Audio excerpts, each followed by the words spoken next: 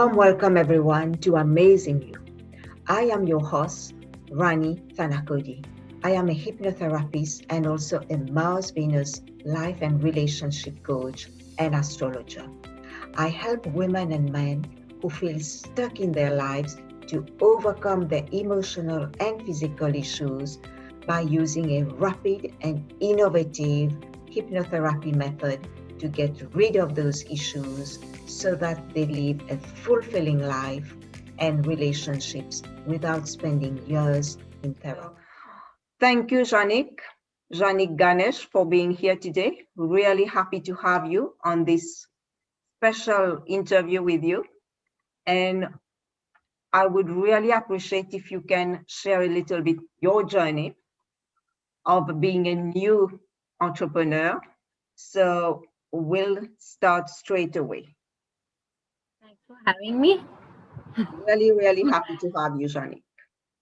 We've been friends for a long time at school and we haven't seen each other for years, but today it's a great opportunity. So tell me a little bit about your story, how you moved to Sri Lanka, Jeannick. So I moved to Sri Lanka because actually I met my husband in Mauritius. So that's where it started. And Okay, then, after that, I have to come here because this is where he lives. So this is where it got me really here. and how long have you been in Sri Lanka now?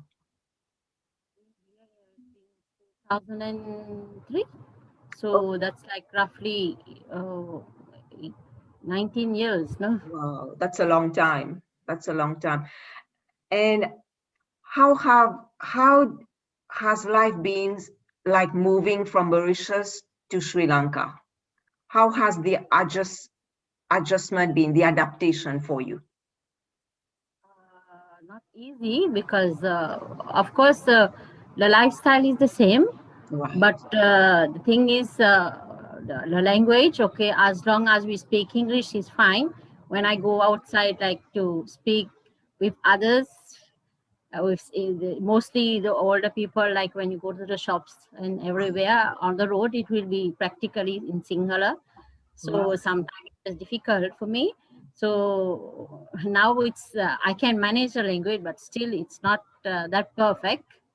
But Oh, I just got used to it, that's and then amazing. That's amazing. So do you speak Sinhalese now? A little bit. but it's not a perfect one. But Yeah. I can understand, and I can manage to like sort out some something like. Right. So would you say this has been the greatest challenge in moving to Sri Lanka for you? Of course, because it's completely different with what we have back home, the language, the food, and everything. Right. Yeah, and the people also, but the people are like more like Mauritius. They are all the same, but Yes. the only thing is the language and Right. the food. And of course, you like I moved here. I didn't go to work. I stayed at home Mhm. until I get to know people a little bit, little by little. I make some friends when the Okay. children, when the children came up. And after that, I got new friends, stuff like this. That's great. That's great. So tell us a little bit, what has inspired you to start your business? In fact, last year I didn't really I didn't have this on my mind to really start. So when I started it, this was not really what I had on my mind. I was not into really antique business, Right. so I never thought of doing something like this online. So Mhm. during the first lockdown last year, Yes. so we were all at home. The school, the children were at home doing their lesson online. My husband working from home. So I also wanted to do something on my own That's during that great. time. So other than doing housework, so I decided to go through an inventory of my husband's antique collection. So Right. later on, after like comparing his collection, I realized he has like multiple of the same similar items, but really got me into this idea of coming up of business model of like having a antique shop online. since I think in Sri Lanka the clientele here, there's Yes. a good clientele for this. So this Right. is where I got like that idea, like starting something new like that. Okay.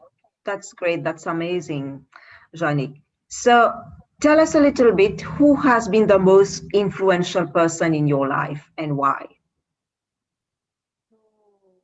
Actually, I come from a family where my father himself has a great interest in about antique furniture, but at that Okay. time I was too young to really appreciate the value Right. and the importance of antiques. Mm-hmm. So later on, when I came to Sri Lanka, after seeing the difference of the selection of antiques, so I was really amazed to Mm-hmm. see what that collection, the antiques here in Sri Lanka. It's almost or less the same as home, but there the collection here is there's a big variety. Mm-hmm. So I was really amazed to see that. So of course, my husband also is an antique collector. Right. So he also collects antique furniture, collectibles, and everything. So with that, I was like got interested into that. So he always says like every collection or every piece of his collection has its own history behind. Mm, yes. So Yeah. then he will tell about it, whether it comes from the like grand townhouse or up country, or even from the field, from the factory, like the piece what he has collected is unique. So I started to like take a liking to that. That's amazing. So it comes a little bit from your father who has been doing that. And how long has he been collecting these antiques himself? From the day I'm at home, he has been having always something Right. that he has collected, but he doesn't have the collection what we have here in Sri Lanka. That in Yes. Sri Lanka, I believe you won't get this kind of antiques anywhere in the world. Only here. Yes. Yes. Yeah. Yeah. That's true. Yes. So tell us a little bit more about being a businesswoman, being a mom, being a wife. What are the challenges that you face, Janik, with integrating your work and your family responsibilities now as a businesswoman? Yeah. So yeah, so being like at home, actually now with all the like what's happening now, lockdown and everybody at home, so Yes, it's not very easy to balance work and family responsibility, mainly in that COVID situation. yes, So because everybody is at home, so it's tough because it takes a lot of time to do online work. So yes. to plan, so I have to plan my daily tasks with an early start before everyone is up. So sometime Right. even after planning, there will be unexpected things that will pop out, and I need to handle this.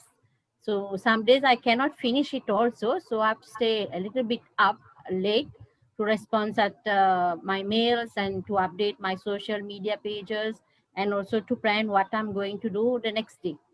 Mm, So that's very interesting. That's very interesting because it's like a complete life change for you, having now to integrate work with everything else, with family, children. Yeah.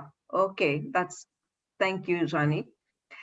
So, can you tell us what would you say to encourage young people who want to start their business today, or anyone who wants to start a business? What would you say to them? I think first of all you have to set your goals for your dream, like what really interests you, and Hmm. look for something that you really feel comfortable with, and Yes. what will make it easier. So for example, if you like me like this, I have chosen my husband's hobby. Maybe somebody has a hobby, but they can, so when they choose something like that where they know what it is, what they can do about it, so it will make it easier to do. So secondly also, I think for my opinion, it's easy to venture in something where there's a market. Okay, Yes. so Yes. for example, to choose something like that and try it out of this, to do something unique and to Yes. make a difference, so what it will attract people. Yes, yeah. And can you tell us a bit about what your business is about and how we can reach out to you, Jeannick? My business is about selling antique furniture and collectibles Okay, of a bygone era of the okay, Portuguese and the Dutch and the British right, colony who has okay, been here. So the name of my business is Barnhouse Antiques. okay, So you can contact me through social media. yes, So please follow us on Facebook, Instagram. So at the right. moment, I'm doing all my sales online. I'm Okay, hoping to open my antique shop in the future. that's amazing. So you will have both an online business and a shop as well later. That's great. And so when you say about antiques, is it fun? Are these antiques and furniture, are they made in Sri Lanka, or do you have to get them from somewhere else? Originated from here. So when Okay. The Portuguese and the Dutch and the British came here. So Yes. when they were here, they have been getting people, the local people, to make furniture for them. Right. So after they left, of course, they have taken some of the furniture, because some of this furniture, mainly those antique cupboards, Yes. are found in abroad in European countries. Yes. So, but we still have a lot here. So some they have remained here. So these cupboards are really like unique pieces. Like you won't get other than here, and unless somebody has taken it from here and taken abroad, you won't get these. Yeah, it's made out of ebony and valuable wood, but Yes. is, yeah. So And actually, what about these big jars that you have behind you? They are very those pretty. are Dutch pots. So some are called Dutch Dutch pots, some are pots. called Ceylonese pots. Okay. So these pots are made of copper and brass. Right. So these also very old. Those are like 200 years old Okay. pots. Even the cupboards also are at that time, like Right. And what were the Dutch or the Portuguese, what were they doing with these pots, with these antiques? Were they just I decoration think for them? I think they must have been doing maybe cooking, maybe Okay. yeah, some stuff like this. So these pots are like you found here. I don't know where maybe you get other places, but most of these pots were made here. All the pots were made here, like Right. in, yeah. And are there still people making these pots in Sri Lanka? No. So they will make, but it's not these pots. It's just the normal maybe biryani pots, but Yes. those steel one, but not copper, and maybe somewhere else, maybe in India, but not here. I don't think they are making these. Right. These are very old pots. Are there still a lot of these pots in Sri Lanka? Okay. You get pots. So my husband has his collection that we won't sell, but we also have our collection that we have to sell online. Okay. Yeah. Okay. I think that's amazing, Jeannick, that you have started just with your own job, with your own online business at this time. I think it's very brave of you, but it's very inspiring for other women and other young people who want to start their business, because it's showing that it doesn't matter what is going on outside, but you can still be creative, and you can, if you follow your passion, there's still a way out. There's still a way to start your own business. I think that's a great story, Jeannick. So thank you so much for taking the time to share with us your story and what you are doing. And we'll catch up with you soon. Thank you.